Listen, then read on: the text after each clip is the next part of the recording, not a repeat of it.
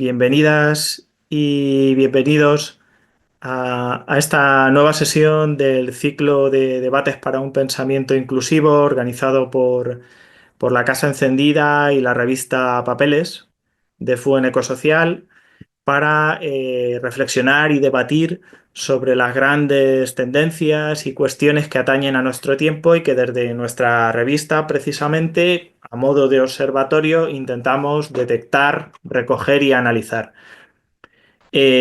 Para esta tarde en concreto, la propuesta que os trasladamos es la de hablar de justicia ecológica, una cuestión dentro de la cual se encuentran, para que resulte más familiar, pues los famosos derechos de la naturaleza, que en el contexto español pues se encuentran actualmente en el candelero un poco por la ley del Mar Menor y la reciente decisión del Tribunal Constitucional que la avala, ¿no? Frente al recurso que se había impuesto contra la misma. Y bueno, pues es una temática a la que hemos dedicado este último número, el número 167 de la revista Papeles, al que titulamos La Tierra clama justicia ecológica, ¿no? Y bueno, pues quiero agradecer en primer lugar a todas las personas que habéis leído la revista, que habéis mostrado interés en sumaros a la reflexión que vamos a desarrollar esta tarde, así como a los y las expertas y expertos que nos acompañan hoy, que nos darán un poco las claves pues para entender mejor determinadas cuestiones sobre nuestra relación con la naturaleza. Y es, de algún modo, esta relación conflictiva en la que la naturaleza se nos presenta como un objeto que manejamos, que gestionamos, ¿no? Para nuestro bienestar y que viene representada en ese paradigma antropocéntrico en el que, de alguna manera, hemos vivido instalados desde hace mucho tiempo en distintos ámbitos de la ciencia y de la sociedad, y es la impugnación de esta visión antropocéntrica de alguna manera, ¿no? Situando al ser humano dentro de la naturaleza y con una relación más igualitaria en la que ésta sea otro sujeto, ¿no? La que poco a poco va emergiendo y de la que de alguna manera es de la que nos queremos ocupar hoy, ¿no? De esa justicia ecológica.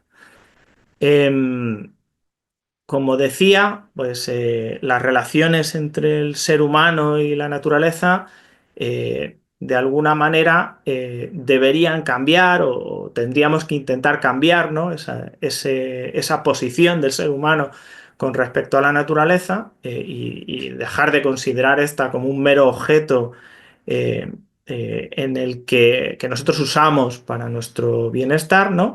Hacia otra visión, otro paradigma en el que el ser humano sea parte de esa naturaleza, ¿no? Aprender a vivir dentro del planeta, que es un poco esa filosofía, o aprender a vivir en paz con el planeta, ¿no?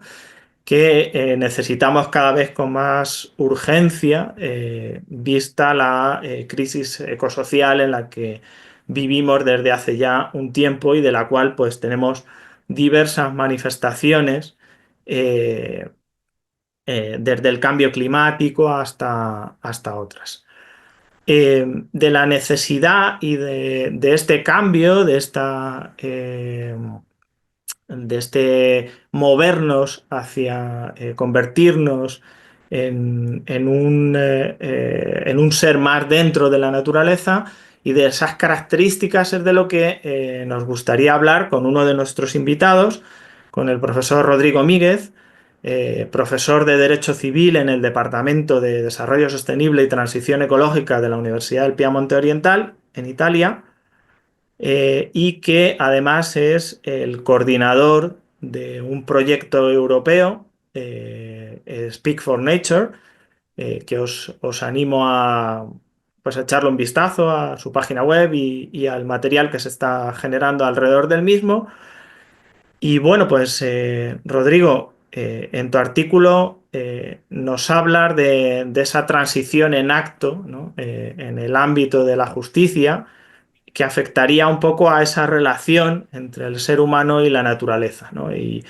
Y bueno, pues quizás se trataría un poco de que nos comentases algo alrededor de qué transición es exactamente esa de la que hablamos, o por qué, o cuál es la causa de que se esté produciendo esa transición y qué características tendría en el momento actual, a qué nos estamos enfrentando de alguna manera y hacia dónde crees que puede evolucionar ese acto, esa transición. Bien, ¿me escuchan? Sí, Sí. Bueno, buenas tardes a todos. Y gracias, Pedro, y gracias a la Fundación FUEM y a la Casa Encendida por esta invitación a un diálogo, a una conversación muy de mitad de semana, ¿no? Entonces, una tarde de mitad de semana en la cual nos encontramos algunos amigos conocidos y imagino personas que tienen una sensibilidad hacia estos temas. Y por lo tanto también agradezco al público por estar presente y haber reservado su tiempo para reflexionar y escuchar algo acerca de lo que estamos trabajando como proyecto y también como en este caso fundación en la iniciativa de la revista Papeles, muy necesaria. Mira, Pedro, tomé nota de algunas de las cosas de tus preguntas, no de todas, pero aquí tengo un problema conceptual y también más bien metodológico, porque habría muchas cosas que decir. Yo, como tú has señalado, enseño derecho privado. Entonces, claro, el derecho privado ha sido el gran instrumento culpable de los excesos, ¿no? En lo que se refiere a la destrucción del ambiente. Es un instrumento un artefacto, ¿no? Que ha permitido efectivamente consolidar ese dominio instrumental del hombre con relación, del ser humano con relación a todo lo que lo rodea, ¿no? Y aquí ya se abren un par de reflexiones interesantes para entender hacia dónde estamos yendo, ¿no? O hacia dónde el paradigma de la justicia ecológica puede ir, podría ir. Y el tema se relaciona, yo creo que principalmente con cambiar el lenguaje, ¿no? El lenguaje común. No quisiera hacer un discurso técnico, naturalmente no es el caso, pero se trata simplemente de iniciar transmitiendo una nueva forma de entender el derecho. Y esa forma de entender el derecho se fundamenta en lo que podríamos considerar una especie de equidad, ¿no? Equidad en el creado, equidad en la participación de las diversas entidades en la construcción de la experiencia de la cual nosotros gozamos y vivimos. Entonces, eso requiere que haya una estructura jurídica menos centrada en lo que es el dominio, ¿no? El dominio instrumental y más bien en lo que es la custodia. Entonces, ese diría que es un tema interesante porque el tema de la custodia cambia toda la perspectiva. En vez de hablar de derechos, en vez de hablar de fiebre de derechos, nosotros tenemos que cambiar el vocabulario y hablar más bien de fiebre de responsabilidades, ¿no? Esto no es que quisiera poner en duda ni en discusión el hecho de multiplicar derechos hacia las entidades naturales. Esta efectivamente es una técnica importante, trascendente, simbólica y no solamente simbólica, sino que también operativa. Pero yo creo que el gran desafío que tenemos hoy día nosotros en la Facultad de Derecho, en la universidad, quienes permitimos conocimientos, es decir, que esta es la era de la responsabilidad, la era de los deberes y que esos deberes se relacionan no solamente con las generaciones venideras, futuras, sino que también con lo que es el concepto del deber interespecies. Um, bueno, voy por parte, no sé si habré respondido ya a una o dos de tus preguntas, que se me ha quedado algo. Si es así, te pido que me lo recuerdes. sí, bueno, también un poco que nos comentases cuál es la transición que está teniendo lugar, de dónde a dónde y por qué, o sea, cuál es el origen, la necesidad, digamos, que se está viendo satisfecha o que se está viendo tomada de alguna manera con esa transición.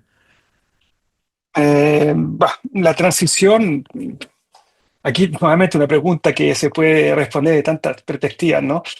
La transición, en mi caso, hablo de mi experiencia, ¿no? Un derecho civil es un derecho eminentemente patrimonial, ¿no? Contrato y propiedad y responsabilidad civil son elementos del mercado, esenciales del mercado, porque todo lo relacionado con la propiedad, todo lo relacionado con el contrato, todo lo relacionado con la responsabilidad civil se traduce en dinero, ¿no? Es decir, el valor, sobre esto hemos conversado antes, Pedro, ¿no? El tema del valor. ¿Y cuánto de económico hay en el valor, en la palabra valor que utiliza el derecho, en sentido lato, y sobre todo el derecho privado? Yo creo que la transición es relevante en ámbito de derecho privado, derecho civil, derecho comercial, si queremos, es que hay una especie de permeabilidad, ¿no? Se impregna progresivamente el derecho patrimonial, el derecho civil de no patrimonialidad. Es decir, ecologizar el derecho, es un término interesante que sobre el cual podemos discutir, a mi juicio comporta depatrimonializar, ¿no? Derechos que han sido caracterizados, o sectores de derecho que han sido caracterizados por una eminente connotación económica o sino mercantil. ¿Hacia dónde estamos yendo? Bueno, yo creo que este es el momento de escuchar a la sociedad civil, ¿no? En el sentido más amplio del término. Escuchar iniciativas de la sociedad civil, y escuchar fundaciones, escuchar asociaciones, escuchar grupos de jóvenes, escuchar bueno, grupos ambientales, escuchar jueces que tengan sensibilidad hacia el tema ambiental y sin duda también fomentar cursos que promuevan la noción de la justicia ecológica, que está a la base de la ecologización del derecho. Lo que yo estoy viendo ahora en realidad, lo que estamos trabajando como proyecto es cómo concretizar estas nociones que parecen muy abstractas desde el punto de vista del derecho más bien operativo, ¿no? Y ahí yo creo que hay dos líneas interesantes sobre el cómo, y que son líneas justamente directrices que se relacionan con algunos de los artículos que están en este número de la revista Papeles. Por una parte, yo creo que el derecho, la justicia ecológica y la ecologización del derecho que conlleva la justicia ecológica se puede realizar desde una perspectiva radical, ¿no? Entonces, cambiamientos radicales, epocales, que podrían ser, por ejemplo, la ola de derechos de la naturaleza, derechos de los ecosistemas, está incluso yo diría ya no tan nueva, ¿no? Porque son siempre más los casos. Se está transformando en una especie de radical mainstream, diría incluso, ¿no? El hecho de conferir derechos a entidades de la naturaleza no humana, pero sin duda es una tendencia, a mi juicio, radical, innovadora, que viene a quebrantar los clásicos estándares del derecho privado, sino del derecho en general. Pero hay otras vías también muy interesantes, como por ejemplo el principio pro natura, sobre el cual ha hecho grandes pasos la jurisprudencia argentina y también brasileña, o la solidaridad intergeneracional y interespecies, ¿no? Ahí hay una interesante disposición francesa de 2015, la ley de reconquista de la biodiversidad, que ha puesto en marcha, ¿no? El principio de la solidaridad intergeneracional, o también dicha ecológica. Pero también hay otras formas de llevar a cabo este cambio de paradigma, no tan, yo diría, más convencionales, más tradicionales. Entonces, bueno, ahí se trata de reinterpretar nuestro derecho, cada uno, o el quehacer de cada uno desde una perspectiva ecológica. Y hablaríamos entonces de un contrato en el cual, por ejemplo, el efecto relativo del contrato no es solamente relativo, sino que el contrato puede tener un efecto positivo, ¿no? Con relación a los habitantes de un lugar determinado, y lo mismo se puede decir con la propiedad, y lo mismo se puede decir con la responsabilidad civil, si consideramos que existe lo que se llama el daño ecológico puro, es decir, el hecho que quien causa un daño al ambiente tiene que responder por el daño causado, prescindiendo de cualquier daño producido a grupos humanos o personas individuales.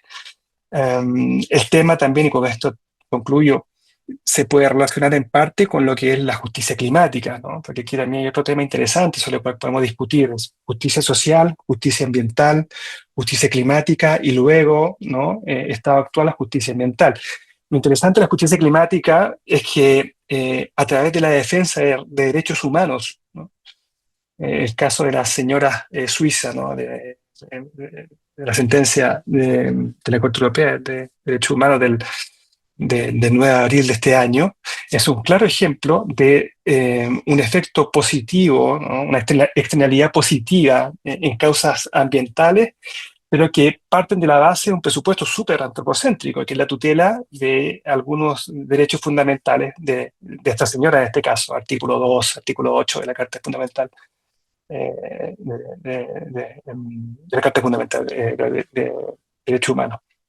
Eso iría. Bueno, pues de toda esta transición entre distintos conceptos y de los que nos habla el profesor Míguez en su artículo y que nos acaba un poco de resumir brevemente, en todo esto se está potenciando ese giro del enfoque, de alguna manera, desde el ser humano como centro y único aspecto relevante de todas las cosas, ¿no? Hacia otros tipos de enfoques, que no es que nos olvidemos del ser humano, ¿no? Pero sí que estamos transitando a añadir otros enfoques, ¿no? Hacia un enfoque más biocéntrico, incluso hacia un enfoque ecocéntrico, donde encontramos sujetos de interés, sujetos incluso de derecho, ¿no? Como hemos dicho, no humanos, ¿no? ¿En qué, de alguna manera, en qué se está reflejando este cambio, ¿no? ¿Cómo afectaría al derecho en la práctica este asunto? ¿Qué herramientas son las que se están perfilando para ejercer en la práctica estos derechos? ¿O con qué casos de interés nos podemos encontrar, ¿no? Sería un poco lo que nos podríamos preguntar ahora, ¿no? Y para hablarnos de todo ello, pues tenemos aquí a la profesora María Valeria Berros, que trabaja como docente también en la Facultad de Ciencias Jurídicas y Sociales de la Universidad Nacional del Litoral en Santa Fe, en Argentina, y que además es investigadora junta del Consejo de Investigaciones Científicas y Técnicas, el CONICET. Y bueno, pues con mucho mérito también en la actual situación académica argentina.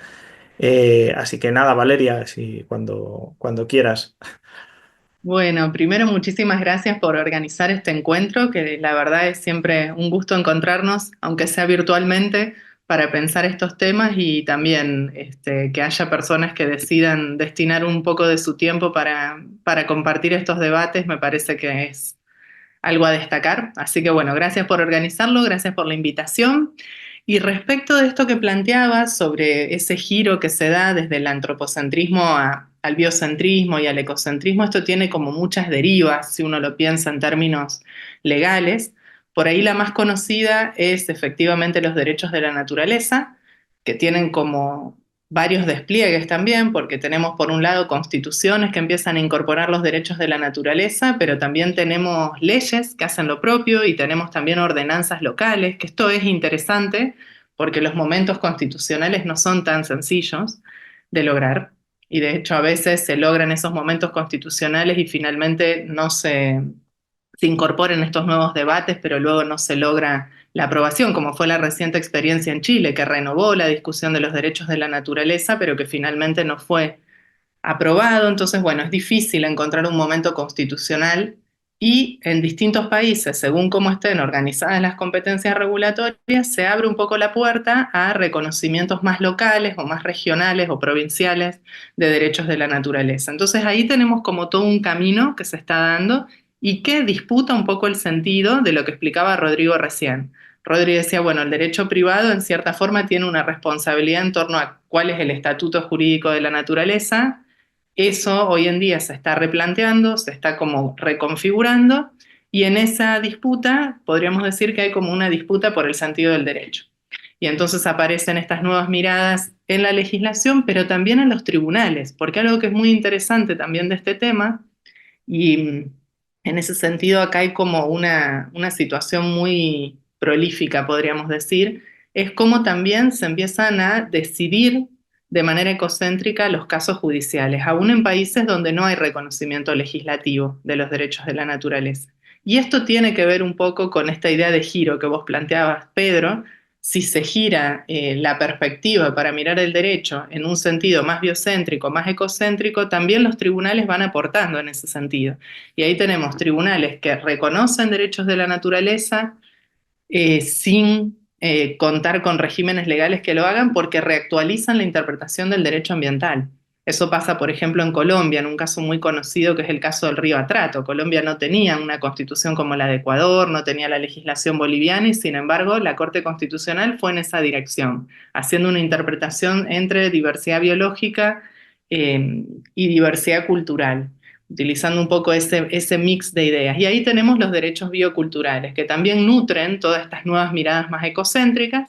Y luego también tenemos tribunales que van incorporando las críticas al antropocentrismo de manera explícita. Este es el caso de la Corte Suprema acá de Argentina, que tiene ya varios precedentes judiciales donde hace una crítica a a la perspectiva antropocéntrica del derecho para regular distintos temas ambientales. Muchos tienen que ver con distintos ecosistemas de humedales y de ríos, e incorpora la idea de la mirada ecocéntrica del derecho y considerar que no solamente existen los intereses de los privados y los intereses del Estado, también están los intereses de los propios sistemas o de los propios ecosistemas. Eso es algo también distinto. Entonces es como muy rico este giro.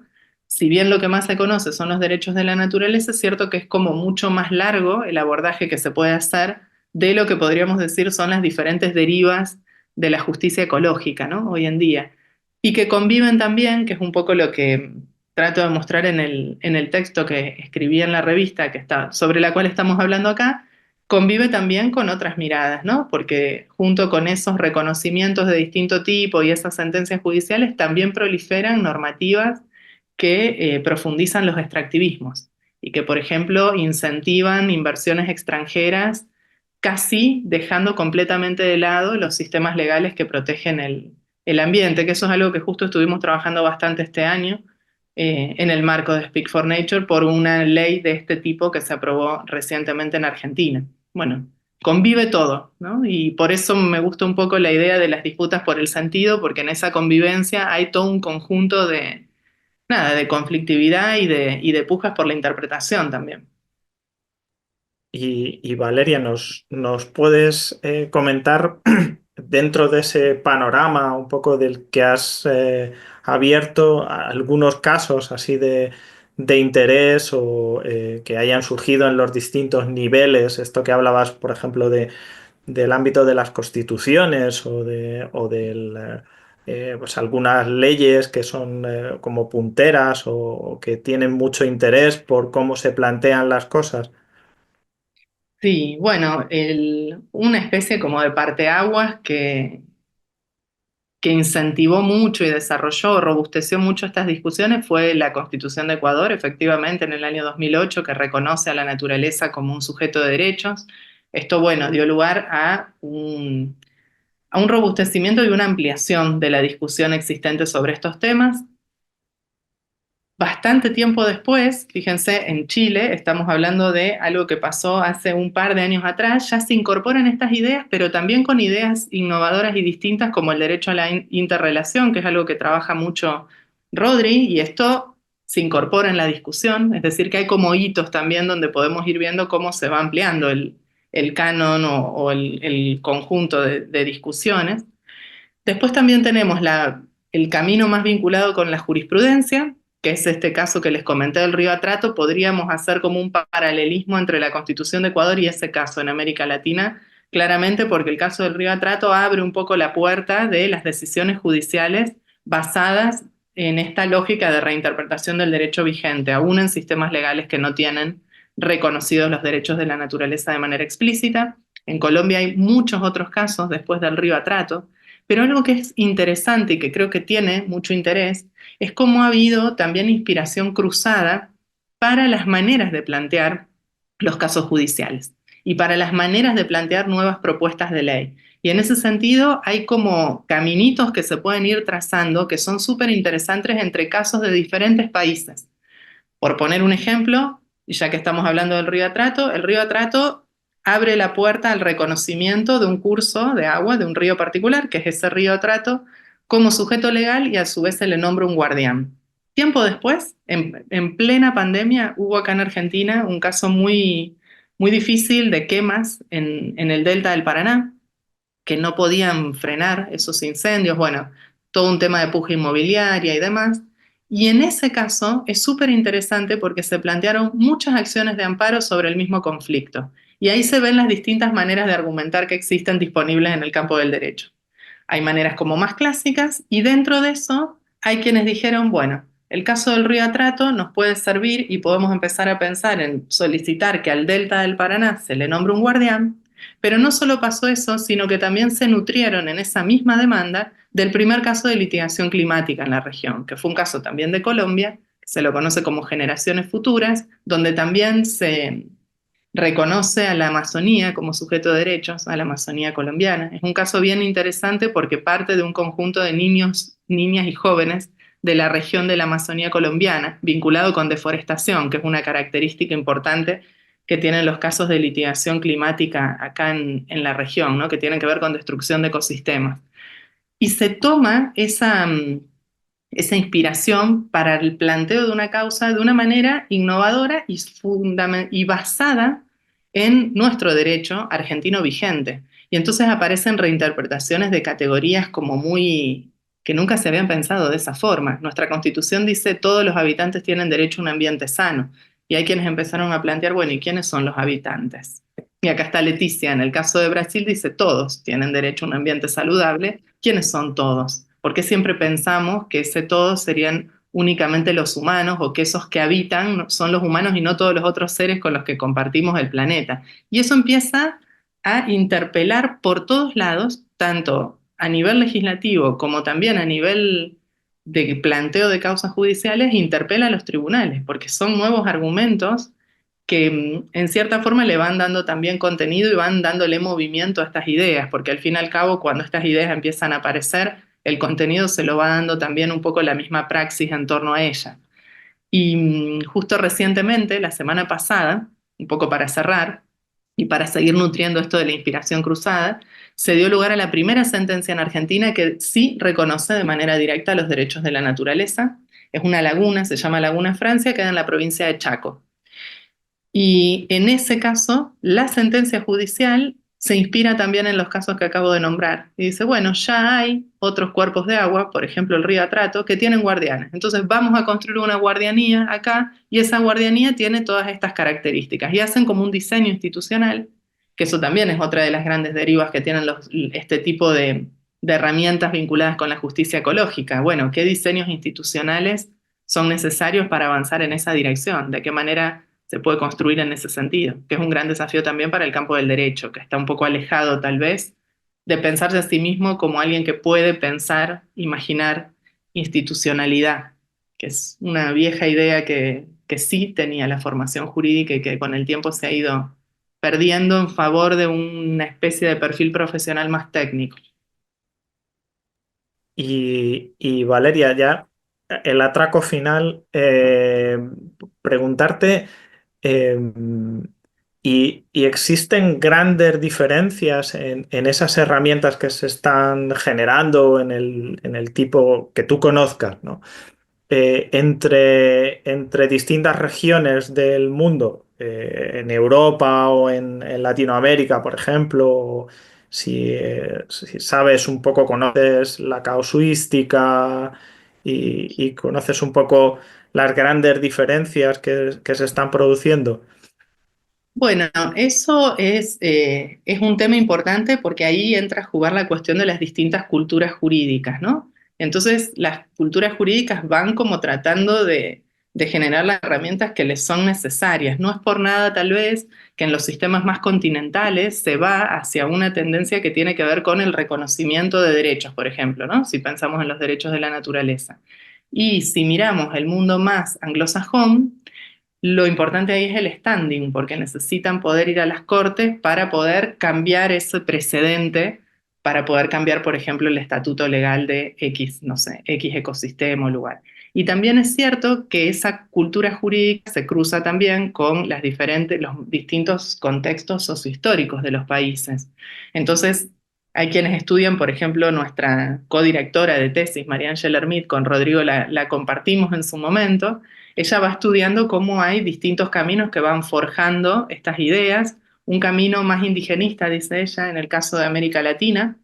Ahí lo podríamos poner en diálogo con lo que pasa en Nueva Zelanda, por ejemplo, también. A donde ahí también lo que hay es una serie de acuerdos entre las comunidades maoríes y el gobierno neozelandés. Después tenemos un camino que ella llama más ecosistémico, no me acuerdo ahora exactamente el nombre, pero es más el que tiene que ver con el aporte que hace, no sé, la ecología o las ciencias a entender los ecosistemas de una manera renovada hoy en día, y el enfoque más vinculado a lo religioso, que ella lo asocia particularmente con el proceso que se lleva adelante más en la zona de India. Y ahí es interesante verlo porque si bien todo forma parte de una misma discusión, es cierto que las bajadas que esas discusiones tienen en los contextos socioculturales y también en los momentos históricos sí que puede ser distinta. Y me parece que esto no es menor porque una manera de verlo que a mí siempre me pareció interesante de ver todo esto es que también te va pluralizando, así como se disputa el sentido, también te va pluralizando el significado del derecho y puntualmente tal vez del derecho ambiental en este punto, que no solamente se nutre de categorías vinculadas al derecho al desarrollo sostenible o al derecho a un ambiente sano, sino que también empieza a ver estas otras miradas que son diferentes, pero que a su vez están en diálogo y pueden ser pensadas de manera complementaria y no en contradicción, como generalmente se lo plantea, ¿no? Una pluralización no necesariamente tiene que ver con una contradicción o con pasar de un paradigma al otro eliminando el paradigma anterior, sino que es una conversación como más amplia y más plural. Y en ese sentido me parece que es un proceso tal vez de lo más interesante que se esté desarrollando en torno a estas ideas, a mi modo de ver, a mi humilde entender, digamos. Nos comenta Andrés Amayuelas que en Iquitos, en Perú, también están trabajando para lograr la personalidad jurídica de un río. Sí, Bueno, pues por otra parte, es evidente que también en línea con lo que hablábamos desde el inicio, aunque esta emergencia de lo que podemos llegar a englobar bajo la idea de justicia ecológica, ¿no? Pues pretende superar este antropocentrismo en todos los ámbitos del derecho o lo que podemos denominar justicia. La justicia social y otros aspectos relacionados con el ser humano continúan siendo aspectos claves en los que no tenemos que desatender de alguna manera, ¿no? Y bueno, pues cabría preguntarse, aunque ya hemos ido adelantando algunas cosas, qué aspectos sinérgicos podría tener esta justicia ecológica pues, con los derechos humanos, ¿no? Con la justicia social o más en general, pues con la lucha contra la desigualdad, la pobreza, etcétera, ¿no? Y pues en concreto, eh, por nuestra invitada ahora, podemos hablar también un poco de qué lecciones nos podría aportar casos, como el que ya habéis mencionado anteriormente, el del caso de la Asociación de Señoras por el Clima contra Suiza en el Tribunal Europeo de Derechos Humanos, ¿no? Y para hablarnos de este aspecto sinérgico con los derechos humanos y con la justicia social, tenemos a la profesora Leticia Alburquerque, que es profesora en la Facultad de Derecho de la Universidad Federal de Santa Catarina en Brasil y a la que agradecemos especialmente por el esfuerzo que va a realizar, dado que no es castellano hablante directamente, ¿no? Pues muchas gracias, Leticia, por el esfuerzo. Olá, buenas noches. Me oyen bem? Buenas noches. Gracias por la invitación. Un saludo especial a mis compañeros Rodrigo, Valéria, Pedro. Bom, esta é uma sentença de 9 de abril deste ano, como señalou Rodrigo. É a primeira vez que o Tribunal Europeu de Direitos Humanos condena um Estado por não adotar medidas contra o câmbio climático. Me gostaria de falar de alguns pontos do texto que escrevi para a revista Papeles. O tribunal existe desde 1959 e, a lo largo de sua existência, adaptado, melhor, é o Convênio Europeu de Direitos Humanos a los nuevos desafíos da sociedade, como as questões climáticas. Então, o aspecto da justiça climática se hace bem presente nesta decisão, pero penso que é importante falar um pouco sobre a origem do caso. Este caso foi planteado por la Associação de Senhoras Suíças pelo Clima, em 2016, em los tribunales suíços, e as demandas que foram empezadas em Suíça foram rechazadas. Os tribunales suíços entenderam que o governo tinha tempo para alcançar a los objetivos climáticos e que por isto a associação poderia influir a la política climática sem ter que recorrer a medidas legais. Isto eu penso que é um aspecto importante a destacar. E com a denegação em los tribunales nacionais, a associação apresentou o caso ante o Tribunal Europeu. Então, este é um primeiro aspecto que eu penso é importante falar para as pessoas que não conhecem, não sei, que não, como posso dizer, por as pessoas que não conhecem. Graças, Pedro. É importante também destacar que a decisão não foi unânime. Há uma opinião dissidente de um dos juízes da corte, pero para mim a principal contribuição é o incumprimento dos compromissos e metas internacionais em matéria de câmbio climático. Este caso ha permitido que a sociedade civil, através de organizações, pueda provocar o ordenamento jurídico, tanto em la Suíça, em plano interno, como internacional, em busca de medidas concretas em relação aos compromissos assumidos em matéria climática. Então, este é um aspecto importante do caso, que é a mobilização da sociedade civil. Acho que é isto por lo momento. Bien, bueno, si os parece ahora, lo que podemos hacer, si queréis, es dedicamos unos minutos, si tenéis algo que comentar de las cosas que habéis dicho unos y otros, pues este es el momento, digamos. Pues, ¿puedo? Claro. ¿Nosotros o el público, No, Pedro? ustedes. Ok. Bueno, bien brevemente, para decir que ha sido muy enriquecedor para mí haber leído el texto de Leticia y de Valeria, ¿no? Y no solamente el entero volumen de la revista Papeles. Mira, yo creo que lo interesante en una ocasión como esta también es explicitar algunos conceptos, incluso aclararlos, ¿no? Entonces me permito decir un par de cosas en relación a lo que escribí para poder también relacionarlo con lo que ha dicho Valeria y Leticia. Entonces, para dar, como ha sido la intención de la editorial, un hilo, ¿no? Conductor al discurso. Bueno, la premisa es la siguiente: todos remamos hacia el mismo lugar en este momento y cada uno rema hacia ese lugar con un aparato conceptual distinto, con un bagaje cultural distinto. En el caso de Valeria y en el caso de Leticia está la riqueza, ¿no? de un contexto que mezcla lo que tú decías, Valeria, ¿no? Un animismo indigenista, en el caso latinoamericano, que se mezcla también con comparaciones de sistemas como el indiano, hindú, que sería un animismo más bien religioso.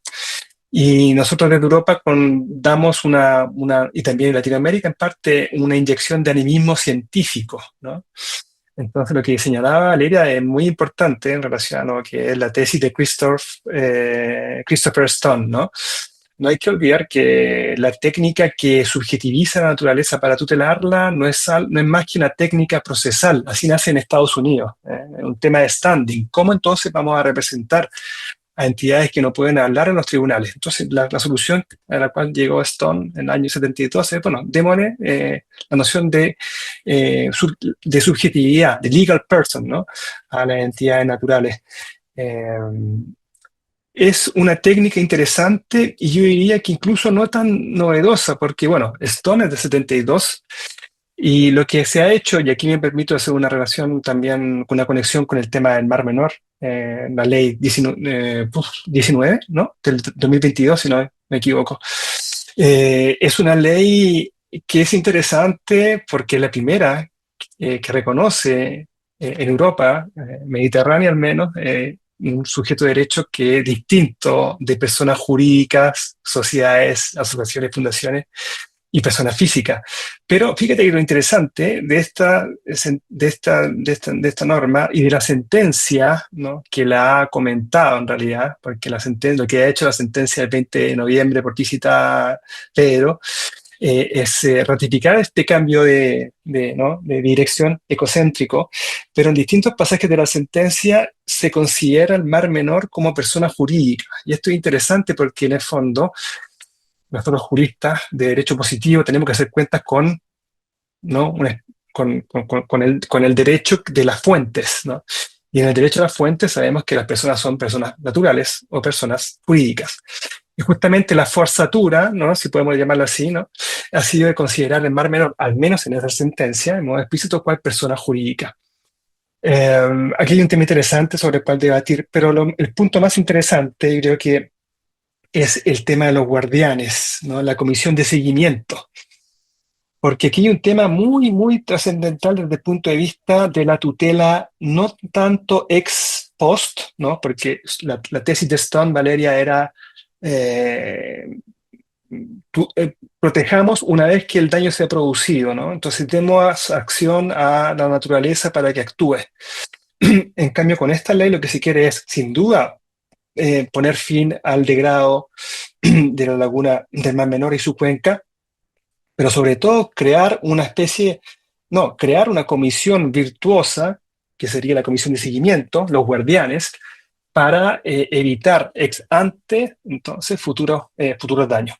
Eso entonces como a título de comentario general. Y lo segundo, con esto ya me concluyo, es que poco he dicho acerca de lo que escribí en realidad, porque lo que escribí, y esto más bien para invitar a la lectura del dossier, tiene relación con dos conceptos elementales fundamentales que son los de la justicia ecológica y el derecho ecológico. El derecho ecológico ejecuta una justicia ecológica y la justicia ecológica no es nada más que considerar la naturaleza no humana cual actor, agente, algunos dicen sujeto.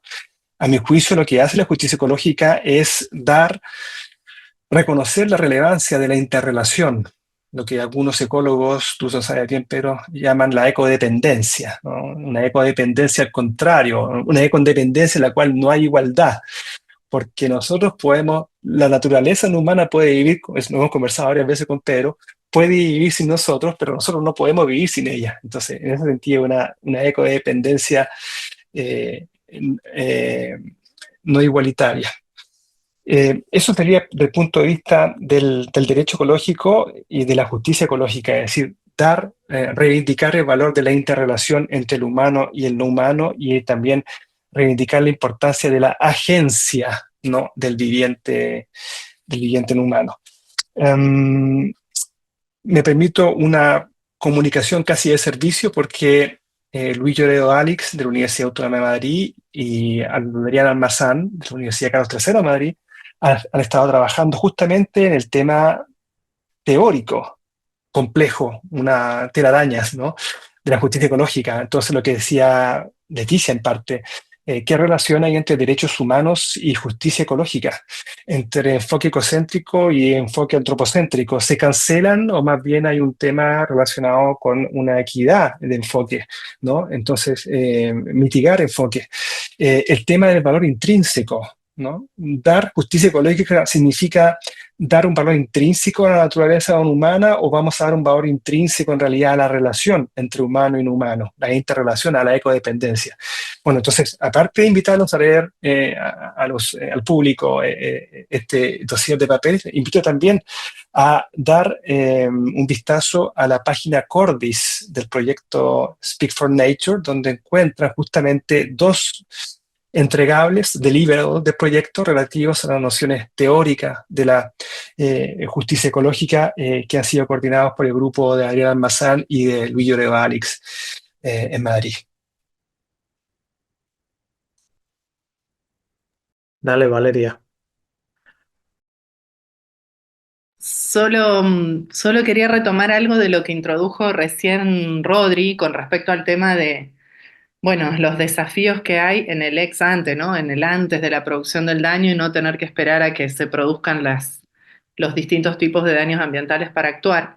Y ahí el tema de los diseños institucionales creo que es un gran punto, y un gran punto que pone también entre, no sé, como entre líneas varias preguntas. Una que está ahí en el chat, que es la naturaleza, ¿a quién estamos representando? Una pregunta infinita, que no sé si tiene una respuesta realmente o tiene múltiples respuestas.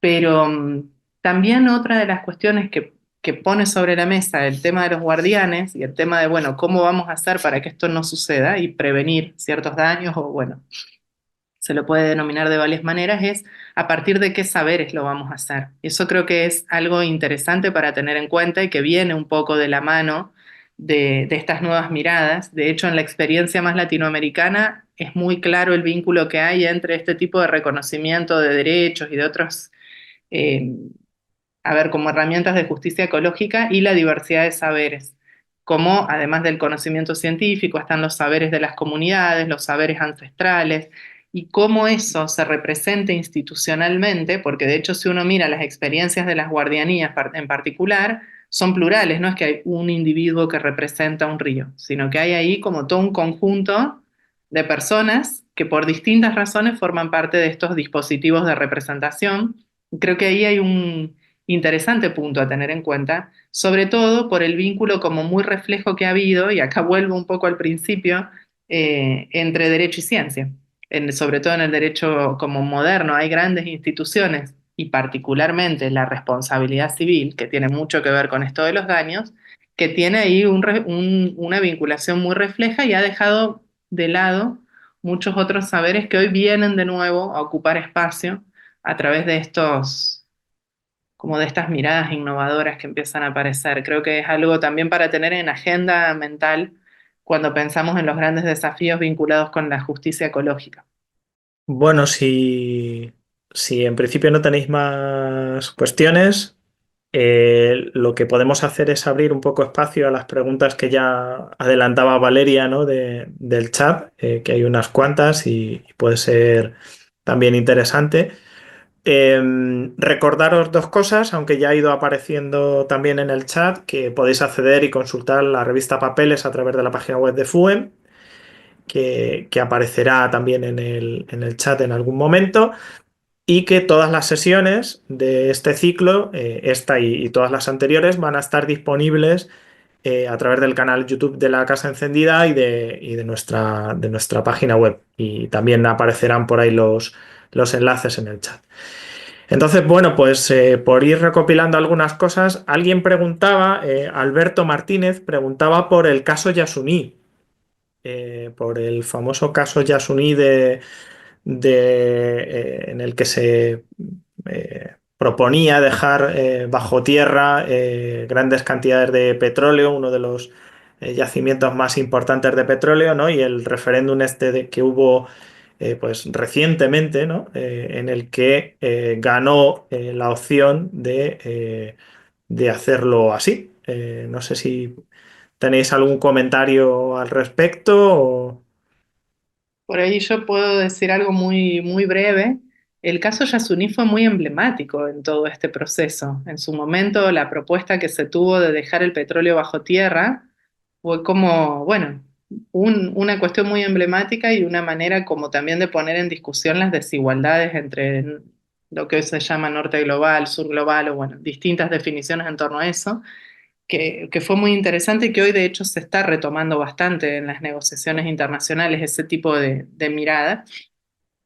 Pero bueno, finalmente no se llevó adelante ese proyecto que se había propuesto como Yasuni ITT, se dio de baja, pero fíjense que tuvo un efecto sociocultural, por decirlo de alguna manera, porque finalmente estamos en el momento en el que estamos y en 2023, 10 años más tarde, si no me falla la memoria, a que se dio de baja el proyecto, no me acuerdo muy bien si fue 2013 o cuándo, pero más o menos por ahí, gana el no a la explotación de petróleo. Entonces, bueno, hay algo ahí del orden de los efectos tal vez inesperados, ¿no? De ciertas reformas de parte del campo del derecho. Hay un rol ahí como performativo también del derecho que me parece que es interesante cuando se usa como una herramienta más dentro de muchas, ¿no? En las luchas sociales. No sé si es lo que estaban esperando como opinión, pero bueno, se me vino un poco eso a la cabeza en torno a las continuidades que pueden tener los procesos. Después hay cientos de preguntas acá. Estaba mirando, son larguísimas. A ver si puedo Sí, leer si un os poquito parece, más. pues Sí, vamos son planteando muchísimas. algunas, así Vamos como, enganchando vale, algunas. por ejemplo, hay una que plantea Juan Peña, que dice que considera que puede llegar a articularse instrumentos jurídicos efectivos que permitan garantizar los derechos de las generaciones futuras, ¿no? Y ahí habla pues de menciones en las constituciones, en acuerdos internacionales o determinadas sentencias, ¿no? Bueno, ahí yo creo que no sé si estarán de acuerdo Leticia y Rodrigo, pero un instrumento interesante para pensar eso es un poco lo que traía también Rodri al principio, la idea de responsabilidad hacia el futuro, ¿no? Porque las generaciones futuras es ese sujeto colectivo futuro que tiene unos derechos y nosotros tenemos un legado respecto de estas generaciones. Me parece que ahí la idea de responsabilidad es bastante como central para seguir trabajando la idea de responsabilidad intergeneracional. Se trabaja mucho con la idea de equidad intergeneracional, muchas veces en el campo del derecho ambiental. La cuestión de la responsabilidad hacia el futuro tal vez está un poco menos trabajado, no sé si están de acuerdo, Leticia y Rodri, en el campo del derecho en general. Y después había otra pregunta más arriba, que es la que yo quería retomar también, ya que estoy hablándolo y después ya me callo, que tiene que ver con el tema de cómo avanzar en el derecho a un ambiente sano, como derecho humano. Y ahí creo que algo que puede estar bueno es ver cómo se han ido nutriendo las distintas discusiones, un poco lo que planteaba hace un rato de cómo se dan inspiraciones cruzadas y demás, porque este es un tema que, por ejemplo, para América Latina es un tema bastante antiguo, porque las constituciones latinoamericanas, no todas, todas, pero gran parte de ellas, reconocen el derecho a un ambiente sano y la Corte Interamericana reconoce el derecho a un ambiente sano desde hace tiempo, digamos, y nuestro sistema regional también de derechos reconoce el derecho a un ambiente sano como derecho humano. Entonces es una discusión que ya sucedió. Y entonces creo que ahí son culturas jurídicas tal vez diferentes en muchos aspectos, pero hay algo que se puede ir a buscar a esa discusión que puede hacer sentido en otro lugar, con los ajustes que sean necesarios, ¿no? Pero esto que pasó en ONU en el 2022, hace un par de años atrás, de reconocer el derecho a un ambiente sano como un derecho humano, es algo que acá ya sucedió en varios sentidos y de hecho tiene plafón constitucional, lo cual es como bastante importante. Eh, y bueno, también uno podría pensar cuál es la influencia que Naciones Unidas puede tener en términos de soft law para con los sistemas jurídicos internos. Que si uno mira el contenido del derecho ambiental contemporáneo, bueno, hay un montón de cosas que salen de la Declaración de Río de 1992.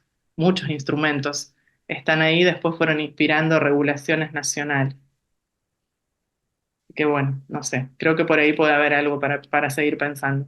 De hecho, en la pregunta planteaba si, dice, creo que el reporte de la ONU plantea un buen enfoque, asociar el derecho con los límites planetarios, este derecho al medio ambiente sano. No sé si... Sí, y eso incluso también se puede poner en vínculo con lo de las generaciones futuras, igualmente. No sé si Leticia querrá decir algo sobre todo esto. Leticia. Hum, Bom, direito ao meio ambiente sano é reconhecido em Brasil. Temos muita jurisprudência da Suprema Corte e do Superior Tribunal de Justiça. E a respeito do caso das senhoras pelo clima, eu creio que a decisão vai ter um impacto em la justiça climática, pero é muito recente. Temos que ver como vai ser executada em realidade, porque há a decisão, pero temos que ver em la prática se esta decisão vai ter algum efeito para além da decisão. Eu creio que é isto. Rodrigo, ¿querías comentar alguna cosa? Sí, muchas cosas en realidad, porque está súper interesante todo. Y agradezco mucho las preguntas que no he leído. Prefiero que tú las vayas quizás filtrando, eligiendo. Pero me parece de Juan, ¿no? Has dicho Juan Peña, si no me equivoco. Fíjate que esa pregunta es muy interesante porque es una pregunta que yo mismo me pongo constantemente cuando trabajo con temas que parecen demasiado teóricos, ¿no? Entonces, claro, ¿cómo aterrizar todas estas nociones programáticas desde el punto de vista pragmático? Una de las grandes objeciones que ha hecho Vox y que está a la base de ese recurso de inconstitucionalidad de la ley 19 de 2022 es que esto crea incertidumbre, ¿no? Esta ley, porque en el fondo se crean sujetos con derechos muy volátiles, ¿no? Y se crean sujetos rivales. Entonces, claro, la gran incógnita de Vox es, nosotros queremos certeza jurídica, no queremos que vaguen sujetos que no son humanos en el mundo pidiendo derechos que desconocemos. Entonces, el tema se produce también y se pone con relación a lo que señalaba Juan, es decir, las generaciones futuras. ¿Cómo implementar estos derechos desde el punto de vista de la técnica de derecho? Entonces aquí, bueno, descendemos a un nivel un poquito más necesariamente técnico.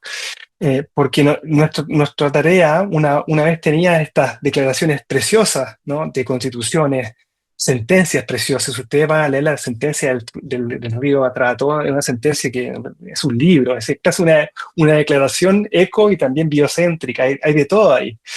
Pero tenemos que implementar todo lo que estamos diciendo, y como he dicho en varias ocasiones en razón de este proyecto, es que bien, implementemos, pero no tenemos tiempo, es decir, no tenemos mucho tiempo para pensar a cómo implementar todo.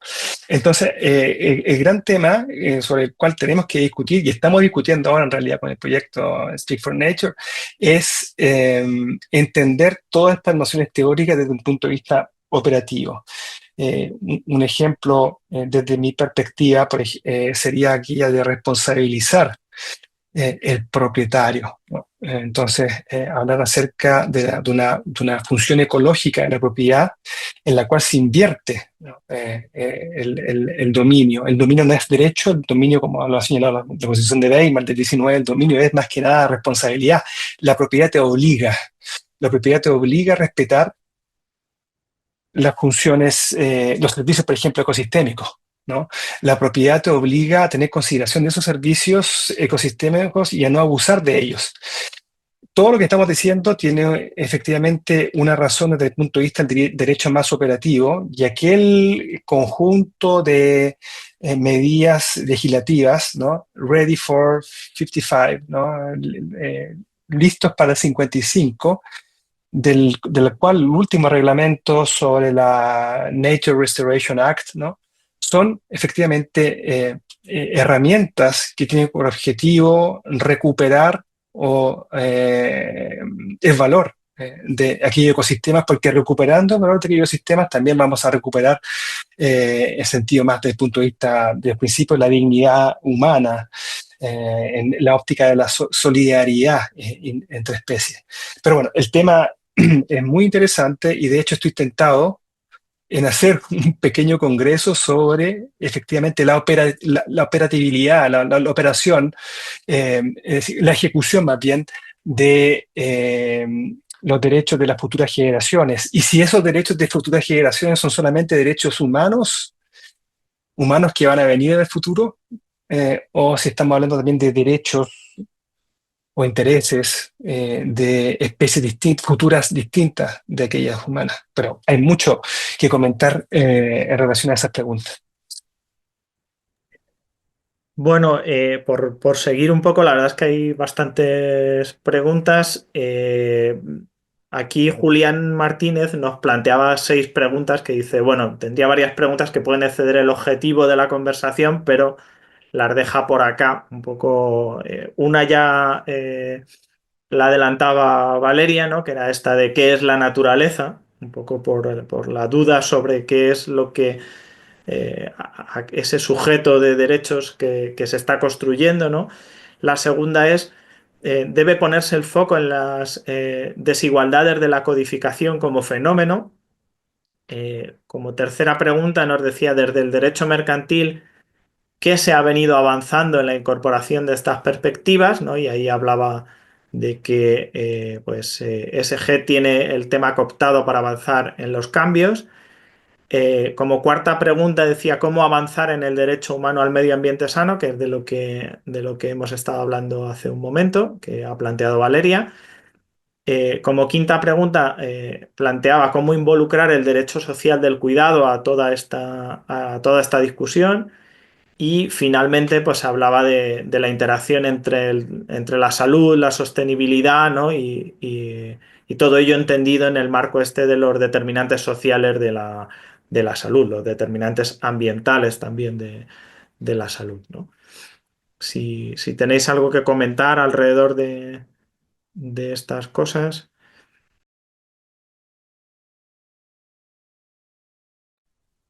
Si no, pues bueno, había por aquí otra. eh, Eh, Pedro, si puedo decir una sí, cosa, hay mucho ahí. Podríamos escribir un tratado todos juntos hoy día tarde lo sobre la sé, base lo de estas sé. preguntas. Lo sé, pero bueno, o sea, un mínimo comentario si queréis hacer, aunque Un sea mínimo, si puedo decirle una cosa abuela muy, pluma. sí, sí, exacto, hago la pluma, efectivamente el gran problema que tenemos es, estamos representando la naturaleza, pero ¿qué es eso, no? Que llamamos naturaleza? Tú creo que al inicio lo dijiste, pero ¿no? Tomé nota de una palabra que utilizaste. Difícil, no sé si dijiste aferrar la naturaleza o algo parecido al inicio. Porque efectivamente para nosotros juristas, para cientista social, quizás menos para un biólogo, pero no sé, naturaleza, ¿qué es? Gran pregunta, ¿no? Gran pregunta. ¿Me estáis viendo? No. No, ahora mismo no Eh, te vemos. Estoy sin video, me di cuenta, Sí. disculpa, ¿no? ¿Y por qué estoy sin video? Bueno, no funciona mi Bueno, video. en cualquier caso, si ves Pido disculpas, que no funciona, pues pido puedes disculpas. comentar. Sí, estoy tratando de... Bueno, aquí estoy, sí, ahí sí. Debería ser así. Bueno, me escucha, no me escuchan, ¿cierto? Sí, sí. Naturaleza, ¿qué es lo que es? ¿No? ¿Qué comporta? A la conclusión que se puede llegar es que la naturaleza no es más que una representación, ¿no? La naturaleza es una representación de lo que para ti es la naturaleza. Es una representación de una relación. La naturaleza es un concepto paradojalmente cultural, se puede decir. Decir naturaleza acá en Europa no es lo mismo que decir naturaleza. Sí es que se utiliza esa palabra naturaleza en otras partes del mundo. Entonces yo creo que estamos efectivamente tratando con un tema eminentemente cultural y por lo tanto de reflejo. Hablar de derechos de la naturaleza o lo que sea de la naturaleza es siempre dar un contenido jurídico, social o antropológico, yo creo que a la noción particular que se maneja de la misma. Lo que decía Valeria antes, las diversas facetas del animismo que está a la base de los derechos de la naturaleza, animismo científico, animismo religioso, más bien un animismo indígena. Bueno, pero quería simplemente decir esto en relación a esa pregunta esencial que nos hemos puesto como proyecto.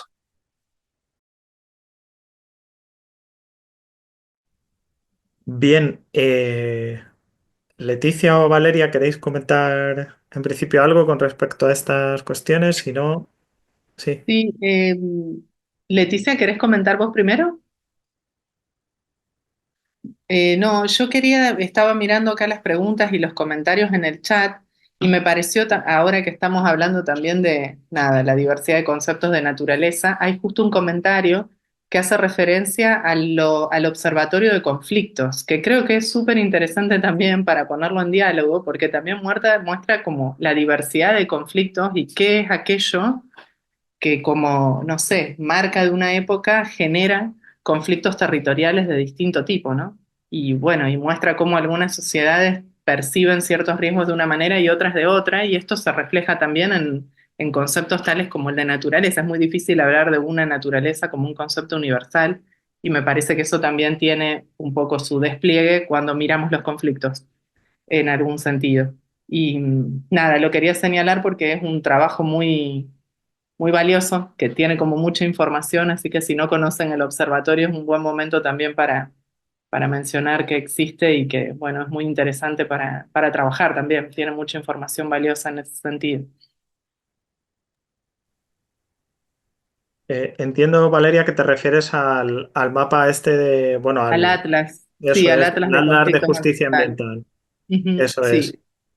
Lo tenéis en el chat con el Ujú, enlace y habla pues, de los 4.212 casos reportados sobre distintos conflictos, ¿no? Y bueno, pues efectivamente sí. pues es un espacio interesante también. Sí, justo hace muy poquito tuvimos un workshop de Speak for Nature y estaba Joan Martínez Alier, que es uno de los forjadores de este espacio, comentando sobre el trabajo del Atlas. Eso es. Otra pregunta que plantea, bueno, plantea desde su iPad alguien, comenta que le parece muy interesante el acercamiento desde la subjetivización de los derechos de la naturaleza y que ve un reto en que este enfoque se pueda trasladar a cambios globales de patrones de consumo, ¿no? Y pregunta, ¿alguna novedad o iniciativa desde el campo del derecho en este sentido?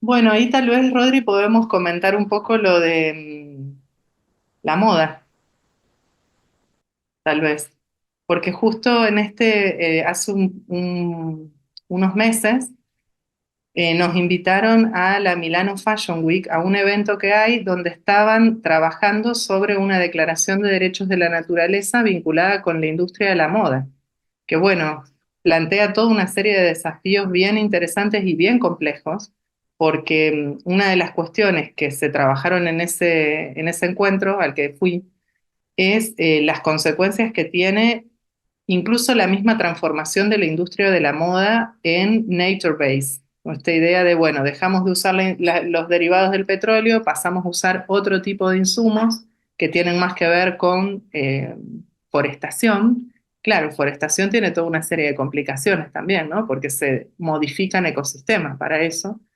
Y por otro lado, también hay toda otra cuestión que se puede vincular con esto, que son las consecuencias diferenciales que existen en los distintos lugares del mundo, ¿no? Esto que hablábamos acerca de un poco la cuestión de las consecuencias de algunas transiciones del norte global y sus impactos en el sur global. Y en ese sentido, justo habíamos estado teniendo algunas entrevistas y algún trabajo en el marco de una de las estancias de investigación acá en Argentina sobre este tema puntualmente vinculado con la industria del tanino y cómo se está desarrollando una deforestación enorme en parte del Chaco argentino para la industria del tanino, que es el curtido de cueros de la industria de la moda. Eh, y bastante interesante el tema porque cuando nos pusimos a mirar, está toda esta nueva discusión acá que plantea, bueno, en el derecho, qué iniciativas hay en este sentido. La Unión Europea tiene en este momento una iniciativa muy importante en términos de deforestación y de tratar de que sus importaciones no tengan que ver con lugares o con ecosistemas deforestados, pero tiene ciertas excepciones. Y resulta ser que el tanino es una, que eso lo fuimos descubriendo a medida que fuimos indagando un poco en este tema. Entonces hay como microespacios, es como muy fácil encontrar en algún sentido trampas o giros en ese punto. Y eso, bueno, esto de la industria de la moda es como un ejemplo que se puede poner, hay muchísimos otros. Esto es justo porque es algo que estuvimos trabajando en el marco del proyecto. Rodrigo. Perdí la pregunta, pero alcancé a tomar algo de lo que decía Valeria. Un comentario muy al paso y casi profano, ingenuo. Fíjate que en ese caso, en el caso de la moda, las prendas de vestir que utilizamos a diario, tu suéter, qué sé yo, mi camisa en este momento, se conecta con toda la gran temática del ecomaterialismo. Es decir, el querer las cosas desde el punto de vista virtuoso, porque las cosas están llenas de historia. Esto es lo que nos enseña también Fernando Broncano, ¿no? En tema de cultura material en España.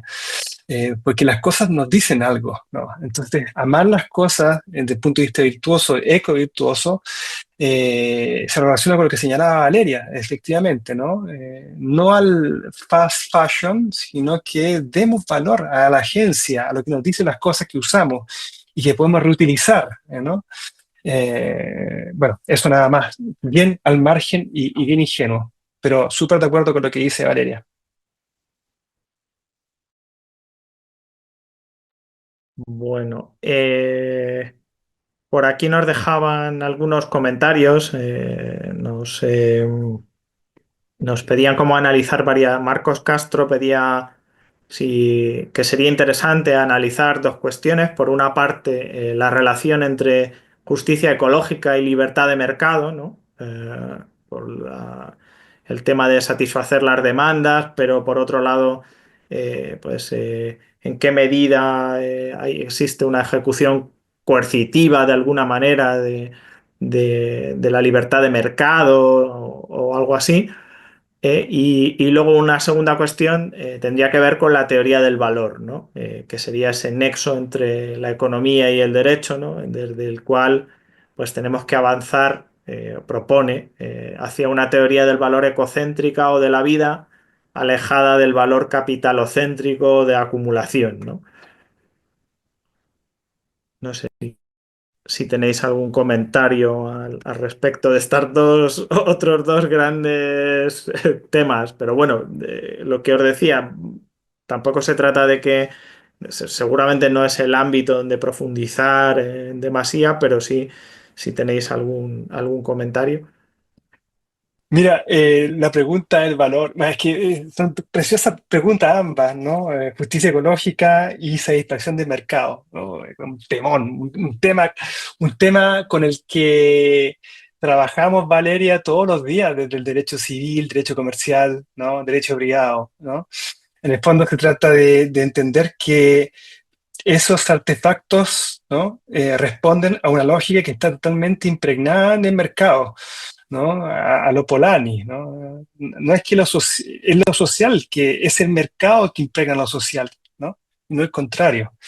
Y justamente lo que estamos tratando de hacer a través de disculpa, a través de estas inyecciones ecocéntricas o de justicia ecológica, como queramos llamarla, es justamente dar una inyección ecosocial al mercado. Entonces, encontrar estos intersticios de no patrimonialidad, ¿no? O una dimensión en la cual el mercado tenga que estar limitado, que el mercado tenga que entender que hay una limitación intrínseca al mismo mercado, que deriva justamente de los límites planetarios, que deriva de un cierto nivel de equidad o de equilibrio, ¿no? Entre los agentes que conviven en un ambiente. Y acá se pone sin duda el gran, gigante tema del valor. Este último periodo he estado trabajando bastante en la teoría de los bienes, ¿no? Entonces, ¿qué es lo que es bien para el derecho civil? Y me he dado cuenta, no sin sorpresa, porque en realidad algo que se nos enseña desde pequeños, desde el primer año de la facultad, que una cosa se transforma en bien cuando es objeto de propiedad, ¿no? Una cosa, es decir, un elemento material del mundo se va transformando en bien cuando en esa cosa hay dos elementos fundamentales. La cosa es escasa y sobre esa cosa hay un conflicto de interés, ¿no? Entonces, las premisas de la ciencia económica se aplican a la perfección en el derecho para transformar cosas en bienes. Bienes son las cosas que son apropiadas, bienes son las cosas que escasean, bienes son las cosas que generan conflictos de intereses en razón de la apropiación de los hombres. Ahora, ¿dónde queda la dimensión de lo no apropiable entonces en este juego? ¿O dónde quedan las instancias de la no patrimonialización en el derecho de bienes? En realidad son bien limitadas. Si observamos en términos más bien macro el fenómeno de los bienes, nos vamos a dar cuenta que las cosas no apropiables no interesan mucho al derecho, porque justamente no hay valor. Y porque justamente a los email el valor de eso es el valor de cambio, ¿no? El valor de aquella teoría económica de los marginalistas, ¿no? Ese es el tema. Esa teoría económica ha sido completamente digerida por el derecho civil, diría, derecho privado, y ha dejado pocos márgenes a valores distintos de aquel que podríamos llamar económico. Es cierto, y ustedes van a decir con mucha razón, que al final todo se transforma en dinero, porque bienes que no son económicos incluso, o a valor no necesariamente económico, como podría ser nuestros bienes relacionados con nuestra existencia digna, o más bien nuestra imagen como bien, pueden ser mercantilizados, ¿no? En el sentido que podemos hacer negocio con nuestra imagen, y en el caso de lesión a nuestra imagen podríamos solicitar el resarcimiento del daño a la imagen que bien económico ab origine no es.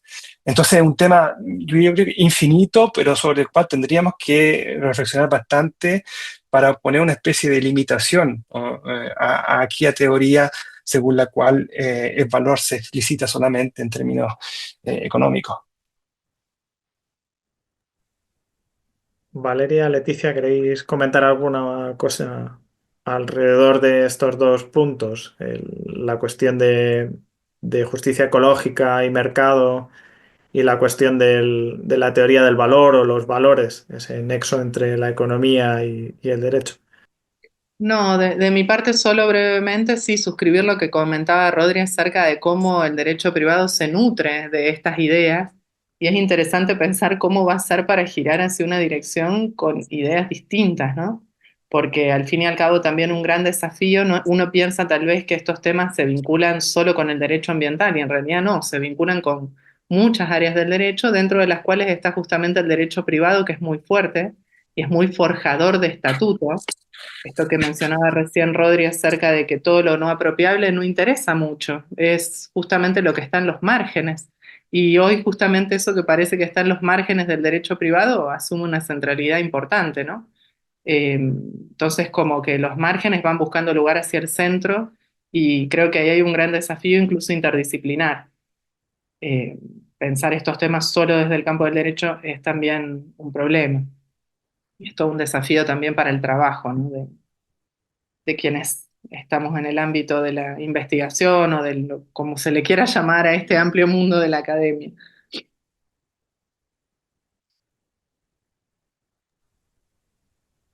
Bien, algún comentario más? ¿Estáis todavía a tiempo? Me gostaria de dizer que a jurisprudência da Corte Interamericana de Direitos Humanos também é muito importante para esta discussão entre direitos humanos e meio ambiente. Eu creio que, inclusive, é mais rica que a do Tribunal Europeu de Direitos Humanos, em razão das particularidades de Latinoamérica. Gracias, Leticia. Rodrigo, yo es que te tengo que activar el sonido porque por alguna razón lo has perdido. Si necesitas intervenir, dímelo y voy activando sonido. Vale. Bueno, pues si os parece, vista la hora y un poco las preguntas que teníamos aquí, yo simplemente lanzar una última cuestión por si os animáis a decir algo y es sobre si existe o cómo está articulada la resistencia hacia este avance. ¿Hay resistencia hacia el avance hacia la justicia ecológica, hacia la concesión o la consideración de la naturaleza como objeto de derecho, o sea, como sujeto de derecho, perdón. Eh, y, y, eh, y bueno, pues un poco eso, que si podíais hablar algo de esto, pues os lo agradezco. Pedro, pero tú estás cerrando con una mega pregunta. Aquí vamos a estar 3 horas conversando acerca de eso. Mira, yo lo voy a poner así. Yo creo que cada uno de nosotros, quizás hablo mucho, exagero naturalmente, tenemos una especie de diablo, ¿no? Que nos dice también, momento, pongamos las cosas en orden, tratemos también de hacer el abogado del diablo. Yo creo que hay resistencia, sí las hay sin duda. Una gran resistencia justamente es el tema de mercado, ¿no? La satisfacción del mercado, como decía alguien en la pregunta. El gran muro es ese. Y el problema es que ese muro puede transformarse en un falso aliado también, ¿no? Porque el greenwashing también puede llegar en ámbito de derechos de la naturaleza y de justicia ecológica. Yo creo que hay que ser cautos también en considerar que ser objeto de derecho no es necesariamente algo negativo. Ese también es un punto interesante, una herramienta interesante para utilizar en ámbito propio de discusión, ¿no? Cuando incluso algunos dicen que, bueno, encima, dejando de lado todo lo que se relaciona con la extravagancia de dar derecho a la naturaleza, extravagancia que no es tanta en realidad, porque lo vemos en España hoy día, pero yo creo que dar dignidad a los objetos también es todo un tema interesante. Como lo decía antes, con nuestras prendas de vestir, las cartas de familia, los recuerdos de familia, todo lo que nos rodea, tu casa, habitación, tu bicicleta que te lleva a todos lados. Esta agencia de las cosas que van a ser siempre, dicho de otro modo, no necesariamente tendremos que subjetivizar para dar un nivel más alto de dignidad, si queremos utilizar esta palabra, a lo no humano, inerte o viviente. En mi caso, yo estoy trabajando, luchando contra toda una academia que no está acostumbrada a estos conceptos. Entonces, claro, hay mucha oposición. La última oposición que se ha hecho importante es decir que es posible llegar a los mismos resultados de la justicia ecológica a través del aparato conceptual de los derechos humanos, ¿no? Y los ejemplos más vistosos son aquellos que provienen del cambio climático, del contencioso climático, ¿no? Eso es lo que señalaba antes, lo que también se relaciona con el trabajo de Leticia para papeles. Eh, yo creo que la reflexión tiene que ser la siguiente. No concentrarnos tanto en el instrumental y discutir acerca de la ventaja de uno u otro, sino que más bien ver las cosas desde el punto de vista de la operatividad, ¿no? Es decir, cómo todo lo que estamos diciendo, derechos humanos, derechos de la naturaleza, objetos valiosos, incluso ecodependencia, qué sé yo, principio por natura, se concretiza en la realidad a fines de tutela efectiva de los ecosistemas. Me encantaría tener un trabajo acerca de la efectividad de las sentencias, por ejemplo, que han declarado el derecho de la naturaleza en distintos lugares de Latinoamérica, ¿no? Si es que efectivamente ha habido mayor tutela, si es que efectivamente los ecosistemas se han recuperado, etcétera. Yo creo que ese es un trabajo interesante que deberíamos hacer ahora para entender el nivel operativo de todo lo que estamos discutiendo, de todo lo que estamos tratando de transmitir a través de instancias como esta de papeles. Yo solo algo muy, muy corto que me parece que también es interesante pensar en todos estos, no sé, como distintas herramientas desde el lado de la subjetividad, desde el lado de los objetos, desde el lado de, no sé, cuestiones vinculadas a la manera de decidir, por ejemplo, el principio indubio pro natura, que es muy fuerte en bastante jurisprudencia en esta región al menos.